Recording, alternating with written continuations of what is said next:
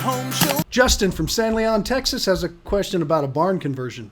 Well, it's actually a shed. He's got a shed, this one, Tom, and he wants to turn it into a barn. Here's his question.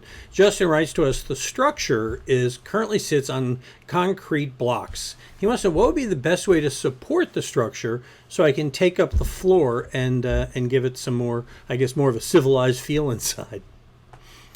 Well, if he's going to pour concrete under there, I mean, I'm looking at this little structure, and to do it right, it's going to be really hard. My suggestion would be probably to dismantle it and get it out of the way and start from scratch, so to speak, if you want to do something really well. That's just the bottom line. That's how I feel about this particular project. Now, if it was sitting on concrete blocks, and I don't see any details, I just see an outside picture of it. If it's sitting on blocks that are 8 inches tall, because that's what a block is 8 inches, and you wanted to pour concrete in and just leave the blocks there, and even pour concrete around the blocks, you could. So basically what you're doing is you're pouring a patio, and then you're just leaving the roof on top of it, and that's about the best you're going to be able to do. But it's really hard after the fact to take a little structure like this and make it a new permanent structure where you have a floor and walls and a roof that all go together as a building.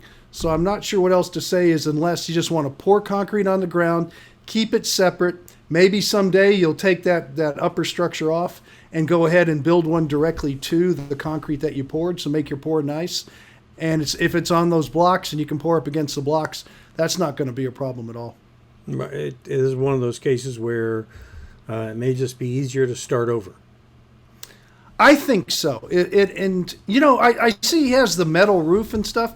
You can actually dismantle that roof structure, move it to the side if you've got some friends that are, strong backs, and if it's worth saving. I don't know if it is or not. I'd have to really crawl around and look at it because sometimes it's easier to dump a load of lumber, frame it up. It would take a day, maybe 2 to frame it up, and then enclose it on this beautiful concrete pad you pour. And all of a sudden you got a structure that'll be there for 30 years.